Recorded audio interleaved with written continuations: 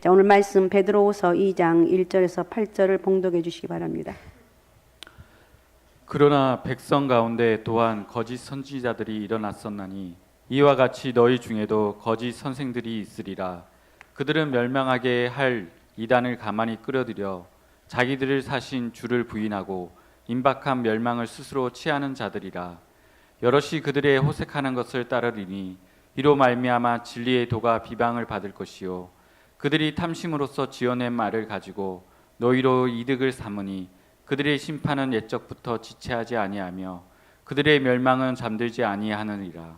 하나님이 범죄한 천사들을 용서하지 아니하시고 지옥에 던져 어두운 구덩이에 두어 심판 때까지 지키게 하셨으며 옛 세상을 용서하지 아니하시고 오직 의를 전파하는 노아와 그 7 식구를 보존하시고 경건하지 아니한 자들의 세상에 홍수를 내리셨으며 소돔과 고모라 성을 멸망하기로 정하여 재가 되게 하사 후세에 경건하지 아니할 자들에게 본을 삼으셨으며 무법한 자들의 음란한 행실로 말미암아 고통당하는 의로운 롯을 건지셨으니 이는 이 의인이 그들 중에 거하여 날마다 저 불법한 행실을 보고 들으므로 그 의로운 심령이 상함이라. 아멘. 자, 오늘은 나는 롯입니다. 나는 룻이 아니고 롯이에요. 룻은 어디에 나오죠? 룻기서. 롯은 창세기에 나오는 롯. 아브라함의 조카 롯. 이렇게 생각합니다. 그래서 롯은 어떤 사람인가? 오늘 이 부분에서 살펴보는데 몇 절부터 이 말씀이 나왔냐면 어디죠? 6절부터 8절까지 나온 말씀을 중심으로 하겠습니다. 1절부터는 거짓 선지자들에 대한 이야기인데 나중에 할 기회가 있으면 하겠고 오늘은 룻에 대해서 룻이 아니라 롯에 대해서 말씀을 보겠습니다. 롯은 어떤 사람이었는가? 첫 번째, 자기 중심적인 삶을 살아. 자기 중심적. 우리가 롯에 대해서 아는 건 그리 많지 않아요. 롯의 이름을 들어보신 분들은 많을 거예요. 그러나 롯이 어떤 사람인지는 잘 몰라요. 롯은 아브라함의 조카라는 것은 너무나 잘 알고 있습니다. 아브라함과 함께 하란을 떠났고 소돔과 고모라 성에 살다가 그 성이 멸망할 때 탈출해서 산 위에서 살다 암몬 족속의 조상이 된 인물입니다. 이 아브라함과 조카 롯에 대한 이야기는 창세기 11장 27절부터 등장하는데 아브라함의 아버지는 데라입니다. 데라에게는 세 아들이 있습니다. 아브라함, 나홀, 하란. 세 아들이 있는데 이 세 아들 중에 한 아들이 먼저 세상을 떠났는데 그가 하란이에요. 하란은 먼저 죽었어요. 하란은 갈대아 우르에서 아버지보다 먼저 세상을 떠났습니다. 그에게 남겨진 자녀가 롯이고 밀가고 이스가였다는 거예요. 롯은 아브라함이 책임지기로 하고 밀가는 삼촌인 나홀과 결혼해서 살게 됩니다. 아마 이스가도 그와 함께 남았던 것 같습니다. 이렇게 해서 아브라함과 롯은 운명적 한 가정이 된 거예요. 그들은 여러 곳을 함께 돌며 인생을 같이 보냅니다. 삼촌과 조카가. 오랫동안 아들이 없었던 아브라함은 조카 롯을 굉장히 끔찍히 사랑했던 것 같아요. 어쩌면 아버지와 아들처럼 때로는 형과 동생처럼 다정하고 사랑스러운 관계가 아니었나 싶습니다. 창세기 12장에 아브라함이 하나님의 부르심을 받고 하란을 떠날 때 롯도 함께 떠난 것을 알 수가 있습니다. 롯은 아브라함과 함께 떠난 후에 많은 혜택을 입었습니다. 하나님께서 아브라함에게 많은 축복을 허락하셨기 때문이에요. 그때 롯도 함께 축복을 얻었어요. 아브라함만 복을 받은 것이 아니라 롯도 복을 받았다는 거예요. 그래서 창세기 12장 2절에 보면 아브라함에게 가축과 은과 금이 풍부하였더라 그랬어요. 아브라함은 짐승과 은과 금 등 많은 재물을 얻게 된 부자로 묘사가 되고 있어요. 또 13장 5절 6절에 보면 이런 내용이 나오는데 아브라함의 일행 롯도 양과 소와 장막이 있으므로 그 땅에 그들이 동거하기 넉넉하지 못하였으니 이는 그들의 소유가 많아서 동거할 수 없었습니다.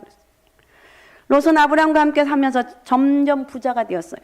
시간이 지날수록 더는 함께 할 수 없을 만큼 큰 부자가 되었어요. 결국 아브라함이 롯에게 독립할 것을 제안을 합니다.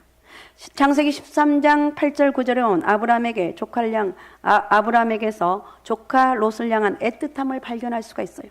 아브라함은 다음과 같이 말합니다. 얘야, 너와 나 사이에 그리고 나의 목자들과 너의 목자들 사이에 어떠한 다툼이 있어서는 안 된다. 우리는 한 핏줄이 아니냐. 내가 보는 앞에 땅이 얼마든지 있으니 따로 떨어져 살자. 내가 왼쪽으로 가면 나는 오른쪽으로 갈 것이고 네가 오른쪽으로 가면 나는 왼쪽으로 가겠다. 이렇게 롯에게 유리한 조건을 제시하면서 그에 대한 애정을 굉장히 아브라함이 롯을 사랑했다는 것을 알 수가 있습니다. 내가 먼저 택한 것이 아니라 조카 롯에게 양보합니다. 그러나 롯에게는 아브라함에 대한 생각이나 배려가 없어 보여요. 자신에게 더 좋은 땅, 물이 넉넉한 땅을 선택한 롯입니다. 그는 양보하지 않았어요. 창세기 13장 10절에 보면 이에 롯이 눈을 들어 요단 지역을 바라본즉 소알까지 온 땅에 물이 넉넉하니 여호와께서 소돔과 고모라를 멸하시기 전이었으므로 여호와의 동산 같고 애굽 땅과 같았더라 그랬어요. 이렇게 해서 롯은 요단 동편에 그 들판을 갖기로 하고 아브라함을 떠납니다. 롯이 선택한 곳 땅은 이미 문명이 발달한 곳이었고 성읍들이 있던 지역이었습니다. 결국 롯은 여러 성읍을 돌아다니다 소돔이란 성에 살기 시작을 합니다. 두 번째, 롯은 주변에 덕이라고 해야 되나요? 이것을 많이 입은 사람이다. 은혜를 많이 입은 사람이야, 사람들에게. 소돔에 살면서 그에게는 어려운 문제가 생겼습니다. 여러 왕들이 연합해 소돔과 고모라를 공격합니다. 그때 소돔에 살던 롯과 그의 가족들 모두가 잡혀가는 처지가 되었습니다. 재물도 다 빼앗겨버렸어요. 이때 이 소식을 들은 아브라함이 훈련된 자, 자기 집에 있는 가신을 318명을 데리고 달려와 후방을 쳐서 롯과 그의 가족들뿐만 아니라 잃었던 재산까지 환수를 합니다. 이 말씀이 창세기 14장에 기록되어 있습니다. 저는 이 말씀을 접하면서 이런 생각을 해보았습니다. 많은 왕이 쳐들어왔을 때 롯은 무엇을 했을 것인가? 무엇을 했을까? 아무런 저항도 하지 못했던 것 같아요. 그냥 사로잡혀 간 정황만 기록되어 있습니다. 그래서 아브라함은 318명이나 되는 집에서 훈련된 가신, 집에서 훈련된 자기들의 그 군대, 아브라함의 군대라고 하면 좀 그렇지만 그 318명 되는 사람들을 데려와서 전쟁에서 승리하고 돌아오는데 롯의 모습은 굉장히 무기력해요. 한마디로 말하자면 롯은 아브라함을 통해서 복을 얻었고 성공하게 되었고 부도 누릴 수가 있었습니다. 롯이 그 스스로 한 일은 크게 없어요. 없어 보입니다. 없는 게 아니라 없어 보여요. 롯은 누리는 사람이긴 했지만 뭔가를 스스로 세우는 사람이 아니었다는 거예요. 롯에게 가장 큰 사건은 단연코 소돔과 고모라 성이 멸망하는 그 순간이었을 것입니다. 그때 하나님의 사람들을 보내 아브라함에게 소돔과 고모라가 멸망할 것을 알려줍니다. 아브라함 조카 롯을 생각해 하나님께 간절히 기도했다는 모습이 나옵니다. 여러분도 이 대목을 기억하고 있을 것인데 만약에 소돔에 주님 하나님이 멸망시킨다고 아브라함이 말했을 때 아브라함이 그러죠. 하나님 소돔에 의인이 50명 있으면 멸망시키니 말아달라고 요청합니다. 오케이. 그것도 없으니까 45명, 40명, 30명, 20명. 그리고 마지막에는 10명만 있더라도 멸망을 거둬달라고 요청한 아브라함이 하나님 오케이요. 그래서 하나님은 10명만 의인이 있더라도 소돔과 고모라 성을 멸망시키지 않겠다고 약속하셨어요. 그런데 어떻습니까? 소돔과 고모라 땅에는 의인 10명조차 없었습니다. 물론 아브라함이 이렇게 기도한 것은 조카 롯과 그의 가족을 향한 애정이었을 것입니다. 그런데 그 성에는 의인 10명조차 없어서 결국 롯과 그의 가족 모두는 소돔과 고모라에서 죽음을 당할 수밖에 없었다. 그런데 어떤 연유인지 하나님이 롯과 그의 가족을 구해주시기로 작정을 하십니다. 하나님이 두 천사를 보내셔서 롯과 그 가족을 소돔성 밖으로 보내신 거예요. 찬찬히 롯의 인생을 살펴보면 그는 참 오늘날 말하면 인복이 많다. 아브라함을 만난 게 대단한 아브라함을 만난 게 대단한 복이죠. 누군가 여러분 사람을 잘 만나야 돼요. 여러분 주변에 있는 사람은 어떤 사람인지 여러분을 챙겨주는데 믿음으로 챙겨주는 사람, 그런 사람들이 많이 있으시기 바랍니다. 늘 누군가의 도움을 받았고 특히 아브라함의 보살핌과 배려로 순탄한 인생을 살 수 있었습니다. 더욱이 소돔이 멸망할 때는 하나님이 천사들 보내주셔서 목숨을 건질 수가 있었어요. 이런 그의 인생을 보면서 다음과 같은 질문이 생길 수가 있어요. 과연 롯은 정직했을까? 어느 정도 의인이었을까? 또한 이런 내용을 생각할 수가 있는데 왜 하나님은 롯에게 이렇게 자비와 은혜를 베푸셨을까? 왜 롯을 사랑해 주었을까? 아무리 살펴봐도 롯에게는 이렇다 할 신앙적 특징이 보이지 않습니다. 그가 정말 신앙이 있었는지 찾아내기도 어려워요. 하나님의 복을 누릴 만한 자격이 있어 보이지 않다. 롯을 한마디로 말하면 하나님의 복을 받아 누릴 자격이 있는 사람이 아니다고 이렇게 결론 낸다면 좀 그렇지만 그렇게 결론 낼 수가 있어요. 그러니까 세 번째, 롯은 신앙적으로 의로운 삶을 살지 못했다고 결론할 수가 있어요. 롯의 삶을 다시 한번 천천히 들여다보면 창세기를 보면 롯이 소돔에 정착할 당시 소돔은 어떤 상태인지가 드러나요. 창세기 13장 13절에 보면 소돔 사람은 여호와 앞에 악하며 큰 죄인이었다. 소돔 사람은 하나님 앞에 악하며 큰 죄인이었더라. 소돔 사람은 하나님 앞에 악하며 큰 죄인이었더라. 소돔 성은 롯이 정착하기로 결정한 도시였습니다. 롯 스스로 정착을 결정한 땅이에요. 그러나 롯은 그 땅의 영적인 상태를 고려하지 않았어요. 소돔성의 편의성과 여러 유익을 고려했을지 몰라요. 그 사람들이 그러나 얼마나 악한 죄인인지, 얼마나 하나님을 떠난 사람인지는 고려하지 않았어요. 그냥 소돔을 자신의 거처로 삼았을 뿐이에요. 자, 그렇다면 롯은 소돔 땅에서 의롭게 살았는가? 그렇지 않은 것 같아요. 소돔과 고모라 땅이 멸망하기 전 하나님은 천사 둘을 보내셨습니다. 하나님의 천사들이 롯을 찾아왔을 때 롯은 그들을 극진히 대접합니다. 하지만 마을 사람들 롯에게 손님들이 찾아온 걸 알고 집을 내어서 그들을 내어놓으라고 난리가 난 거예요. 야단 법석을 떱니다. 그들은 이 남창, 성적인 관계를 맺으려는 그 의지가 있었어요. 근데 이때 롯이 그들에게는 아무 일도 저지르지 말라고 하면서 뭐라고 합니까? 나에게는 남자를 가까이 하지 않은 두 딸이 있으니 그들을 내어주겠다고 선언해요. 여러분, 이해하기 어려운 말이잖아요. 해결 방법이 기가 막힌 방법이잖아요. 그래 창세기 19장 8절에 보면 내게 남자를 가까이 하지 아니한 두 딸이 있노라. 청하건대 내가 그들 너희에게로 이끌어 내리니 너희 눈에 좋을 대로 그들에게 행하고 이 사람들은 내 집에 들어왔은즉 이 사람들에게는 아무 일도 저지르지 말라고 했어요. 과연 이런 아버지의 결정이 있을 법한 일이냐는 거예요. 그야말로 이것은 당시 소돔성이 얼마나 성적으로 타락하고 혼탁했는지를 보여주는 대표적인 사건이라 할 수가 있어요. 절대로 여러분, 성적인 타락이 오게 되면 소돔과 고모라가 멸망한 것처럼 멸망한다는 거예요. 절대로 여러분 가정을 잘 지키시고, 할렐루야, 잘 지키십시오. 제발 쓸데없는 저기 하지 말고. 자, 소돔과 고모라는 분명 성적으로 심각하게 타락한 도시였어요. 물론 롯이 그렇게 말한 이유는 하나님의 천사를 귀히 여기기 때문이라고 말할 수가 있습니다. 하나님의 천사를 보호하기 위해서 어떤 희생이라도 각오하겠다는 의지로 풀이할 수도 있어요. 나가 당시 나그네들이 얼마나 힘없는 약자였는지도 보여주는 대목이기도 합니다. 그러나 아무리 그렇다고 아무리 생각해봐도 아무리 그렇기로서니 롯의 해결 방식은 이해가 되지 않아요. 롯의 문제는 큰 문제가 있어요. 그 문제는 롯은 어떤 문제가 있는가? 타협에 있어요. 롯은 언제나 타협하는 삶으로 일관합니다. 불을 행하는 일을 보면 안타까워하지만 또 그들이 요구하는 것을 다 줄 수는 없지만 그들을 유랄 만한 것을 내어주면서 타협하는 모습을 보여주고 있어요. 그러니까 오늘 현대 우리의 모습이에요.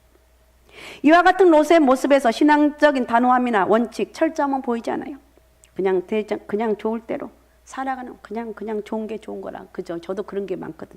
그냥 좋은 게 좋은 거라고. 이거 안 되는데 그러면서도 그냥 좋은 게 좋은 거라고. 자신의 딸들을 내어주는 것처럼 아무렇지 않게 생각하는 삶의 모습. 더구나 자신의 딸들이 남자를 가까이 하지 않았을 거라고 단언하지만 사실 그들이 어떻게 살아왔는지 그 롯은 제대로 알지 못했던 것 같아요. 뒷부분에 나오는 말씀에서 그 내용을 확인할 수가 있어요. 소돔과 고모라 성이 멸망할 것이라는 소식을 들은 후 롯은 자신의 딸들과 결혼할 사익감들에게도 그 내용을 알렸습니다. 사익감들이 있었어요. 그럼에도 사익감들은 그 사실을 농담으로 얘기했다고 성경은 말하고 있습니다. 이러한 모습에서 혼탁한 성적인 문화를 생각해 보면 틀림없이 롯의 딸들이 정절을 지켰을지 이게 의문이라는 거예요. 더욱이 롯의 사이들은 롯의 이야기를 믿지 않았을 뿐만 아니라 소돔성을 따라 나서지도 않았어요. 롯은 예비 사이들에게도조차 하나님을 알리거나 하나님을 따르도록 하는데 실패한 사람, 누구 한 사람 전도했다는 말이 없어요. 한마디로 말해서 롯의 가족에게는 하나님에 대한 어떤 신앙적 기준이 없었습니다. 그중 혹시 한 사람이 그런 기준을 읽다면 롯이라고 우리가 짐작해 볼 수가 있어요. 롯은 그래도 의인이었지 않을까 이런 생각을 해봅니다. 자, 네 번째, 롯의 가족들도 불의한 인생을 살았는데 롯의 아내와 딸들도 마찬가지. 자, 우리가 그 예를 소돔과 고모라 성을 빠져나올 때 뒤돌아와서는 안 된다는, 절대 뒤돌아오면 안 된다고 주님의 사자들의 명령을 들었지만 롯의 아내는 결국 뒤를 돌아보아서 소금 기둥이 되고 말았어. 이 사실은 롯의 아내가 세상적이었다는 사실을 알려주는 대목이라는 거예요. 두고 온 집과 재산에 대한 미련을 버리지 못했다는 거예요.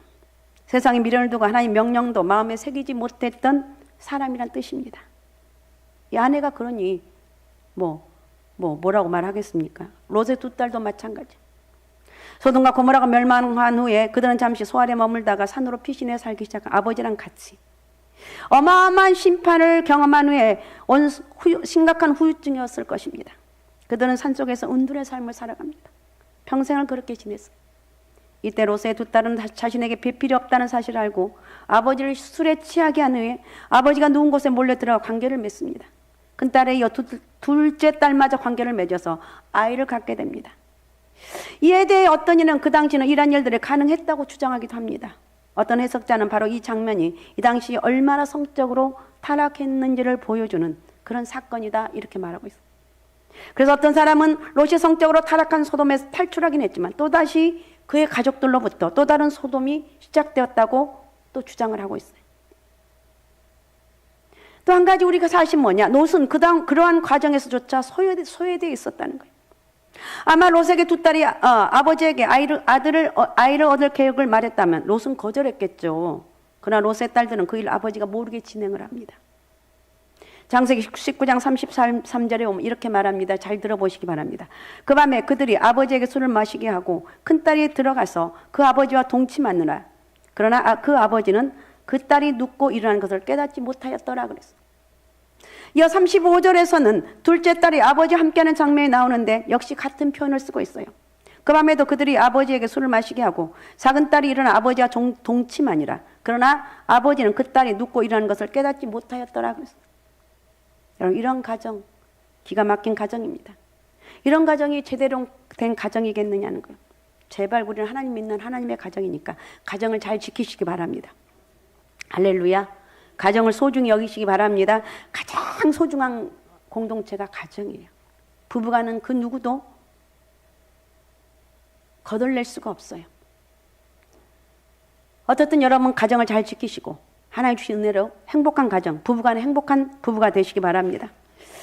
여러분 한번 이런 상상을 해봅니다. 산에 아버지와 두 딸만 살고 있습니다. 아버지 외에는 어떤 남자도 없는데 다른 사람들은 만나지도 않는 은둔의 삶을 살고 있는데 두 딸의 배가 불러온. 이때 아버지의 심정은 어떠했을까? 즉 당시 아버지 롯은 무슨 생각을 하며 딸들을 바라보았을까? 그러니까 이 딸들이 아버지에게 술을 마시고 관계를 했고 아이를 임신을 했어요. 롯이라면 내 딸들이 어디선가 남자와 관계를 맺었나 보다 이렇게 생각할 수도 있어요. 즉 그에게는 딸들을 훈육하거나 신앙적으로 바로 세우려는 흔적조차 엿보이지 않아요. 너희들 똑바로 살아라 이 말 한 번도 안 했던 것 같아요. 아내도 그렇고 두 자녀도 그렇고 복음을 전했다는 말도 없고 슬픈 일입니다. 그 다음에 네 번째, 롯의 모습이 마치 오늘 우리의 모습과 같다고 생각할 수가 있어요. 이런 인생을 어떻게 평가할 수가 있는가? 저는 이런 롯의 인생이 마음이 들지 않아요. 그죠? 여러분도 마음이 안 들겠죠. 어쩌면 그러나 우리네 인생과 너무 닮아서인지도 모르겠어요. 롯이 그동안 하나님께 뭔가를 드린 적이 없는 것 같아요. 성경 구석구석을 살펴보면 롯이 하나님께 뭔가를 드렸다는 흔적은 발견되지 않아요. 그게 감사한 게 우리가 붕해를 앞두고 이제 구역별로 이렇게 교구별로 이렇게 기도를 하는데 많은 분들이 이렇게 동참해서 감사하고 열심히 기도하고 아마 붕해 때 하나님을 뜨겁게 만나시고 여러분의 지금 뭔지 모르게 길이 열려지지 않는 길들이 열려지는 그런 은혜가 있을 줄로 믿습니다. 하나님이 하시니까. 그러니까 롯이 하나님께 뭔가를 드리는 흔적이 발견되지 않았고 그렇다고 자신을 보호해주고 사랑해준 아브라함에게 뭔가를 드린 적도 발견되지 않았어. 그런 흔적도 없어. 그냥 자신만 알고 자기만을 위해서 살고 자기의 영달과 번영만을 위해서 살아온 사람이 롯이라는 거예요. 게다가 어려움이 찾아오면 모른 척하거나 면피한 채 살아가던 사람이 롯입니다. 그는 불의한 소돔과 고모라 땅에 살면서 온전한 제사도 한 번 드린 적이, 온전한 예배도 바르게 드리지 않았다는, 이게 여기서부터 비극의 시작이에요. 세상이 어떻다, 세상, 그러니까 믿음이 있게 되면 이런 데 가지도 않았겠죠. 그러나 어떤 상황 혹시 갔다 할지라도 하나님 예배를 바르게 드렸으면 얼마나 귀한 축복이냐는 거예요. 여러분 어떤 지금 환경, 어떤 여건이 있다 할지라도 하나님의 바른 예배자가 되시기 바랍니다. 여기서 회복이 있어요. 바른 예배자가 돼요. 어쨌든 이 롯은 소돔에 살던 사람들에게 하나님을 증거한 적도 없다는 거예요. 자신의 아내와 딸들 사익감들에게도 신앙적 의로움과 원칙을 전달하는 데 실패했습니다. 아브라함이 하나님께 소돔성에 의인 10명만 있으면 구해달라고 했을 때 왜 5명으로 줄이지 않았을까? 이런 생각해 보셨습니까? 롯의 가정은 다 합하면 5명이에요. 아브라함 어쩌면 이렇게 생각하지 않았을까요? 롯이 있으니 가족은 다 구원의 길로 인도했겠지. 적어도 5명은, 그리고 5명에게는 구원의 복음을 전했겠지. 그리고 그 땅에서 오래 살았으니 적어도 가족 외에 5명도는 구원의 길로 인도했겠지. 그러나 소돔에는 의인 10명이 없었습니다. 몇 명의 의인이 있었는지도 불분명해요. 롯은 아브라함 때문에 본토 친척 아비집을 떠난 후에도 거부가 될 수 있었습니다. 하나님은 아브라함을 아끼신 사랑으로 롯도 불쌍히 여기셔서 그를 멸망해서 구원해 주셨어요. 하지만 이후에 롯의 인생은 의미 있는 인생이 되지 못했습니다. 그저 소돔에서 탈출한 후에 소알이라는 곳에 머물다가 산 위에 올라가서 폐인처럼 숨어 살았어요. 그렇게 지내다가 암몬 자손의 조상이 된 것입니다. 이런 인생이 하나님의 사람다운 인생이냐는 거예요. 이 말씀을 생각할 때마다, 특히 롯의 이야기를 떠오를 때마다 내가 롯입니다. 제가 그 사람이에요. 제가 하나님 그 사람이라고요. 이런 자책을 할 때가 있습니다. 사회를 하지도 못하고 살아가는데 연연했고 문명의 이기에 익숙해져서 성읍이 아니고는 도저히 살아갈 줄 모르는 롯. 그래서 문명의 이기는 구하지만 그 속에 불신앙과 이교도적인 사상 때문에 고통을 당하고 있지만, 그래도 거기에서 하나님 은혜를 전하지 못했던 사람. 롯은 한 번도 도전하거나 하나님 나라를 이루기 위해서 일해 본 적이 없습니다. 하나님 나라를 선포하지도 못했어요. 나약하게 자기 삶만을 꾸릴 뿐이었어요. 이런 롯의 모습은 내 모습이 아닌지 돌아보는 거예요. 여러분 죄를 짓고 있다면 끊으세요. 자르세요. 사정없이 버리는 거예요. 결국은 나중에 그것이 여러분의 발목을 잡는 거예요. 나를 위해서, 우리 가정을 위해서, 내 신앙을 위해서 버리라는 거예요. 연약하고 내 가정을 복음화시키지도 못하고 하나님 나라를 위해서 살아가지도 못하는 그의 모습이 어쩌면 내 모습이 아닌지, 롯이 불쌍할 뿐만 아니라 참 애처로울 수밖에 없습니다. 마치 내 모습 보는 것 같아서, 처절한 우리의 모습을 보는 것 같아요. 나 혼자 먹고 사느라고 키를 쓰고 하고, 우리 청년들도 나 사느라고 키를 쓰고, 이런 모습이 참 안타까운 모습이에요. 우리는 하나님 은혜로 살아가는 사람, 하나님 여러분 철저하게 하나님 중심으로 살아갈 때 하나님 여러분 인생을 지켜주시지 않겠느냐는 거예요. 지켜주신 하나님 은혜를 만나시기 바랍니다. 그 다음에 6번째, 연약한 우리를 하나님의 자녀로 삼아주시고 의롭다 칭해 주셨어요. 자, 오늘 본문에 참으로 기가 막힌 놀라운 구절이 있는데, 자, 6절에서 8절을 장로님 한번 읽어주시기 바랍니다. 소돔과 고모라 성을 멸망하기로 정하여 죄가 되게 하사 후세에 경건하지 아니할 자들에게 본을 삼으셨으며 무법한 자들의 음란한 행실로 말미암아 고통당하는 의로운 롯을 건지셨으니 이는 이 유인이 그들 중에 거하여 날마다 저 불법한 행실을 보고 들음으로 그 의로운 심령이 상함이라. 예. 하나님은 아무것도 하지 못하는 롯을 향해서 너는 의인이라고 말하고 있어요. 그러면서 뭐라고 했냐면 무법한 자들의 음란한 행실로 말미암아 고통당하는 의로운 롯을 건지셨으니 이는 이인이 그들 중에 거하여 날마다 이 불법한 행실을 보고 들으면 그 심령이 의로운 심령이 상했다고 했어요. 아무것도 못했는데 의인이라고 인정해주고 있어요. 정말 롯은 형편없이 살았는데도 너는 의인이라고 말하고 있어요. 그의 삶을 돌이켜보면 하나님 만족시킬 만한 어떤 일을 한 적이 없어요. 그러면 하나님 롯을 의인으로 불러주십니다. 왜 롯을 의인이라고 불러주셨을까요? 롯을 왜 그토록 귀하게 여겨주신 이유가 무엇입니까? 바로 하나님께 사랑하시는 믿음의 조상 아브라함 때문이요. 소돔성을 멸망할 때도 하나님 아브라함을 생각하셔서 롯과 그의 가족을 구원해 주십니다. 창세기 19장 29절의 말씀을 보면 뭐라고 하고 있냐면 하나님이 그 지역의 성을 멸하실 때에 곧 롯이 거주하는 성을 엎으실 때에 하나님이 아브라함을 생각하사 롯을 그 엎으시는 중에 내보내셨더라. 하나님이 아브라함을 생각하사 롯을 그 엎으시는 중에 내보냈다고 말하고 있어요. 롯이 한 일은 별로 없어요. 불법한 행실을 보고 들으며 마음이 상했을 뿐이에요. 이렇게 하면 안 되는데 그냥 말도 못하고 마음만 상했을 뿐이에요. 뭔가 시도한 일이 없어요. 하나님 나라를 이루는데 공헌한 적도 없습니다. 그저 마음만 상할 뿐. 거기에 그냥 휩쓸려 살았던 사람이 바로 롯입니다. 근데 하나님 아브라함을 생각하셔서 그를 의인으로, 내 사랑하는 롯은 의인이라고 인정해 주신 거예요. 여기서 우리는 무엇을 깨닫는가? 신앙의 은혜를 깨닫습니다. 아브라함과 롯의 관계는 그리스도와 우리의 관계에 적용해 볼 수가 있습니다. 신약에서 예수 그리스도와 우리의 관계로 이해할 수가 있어요.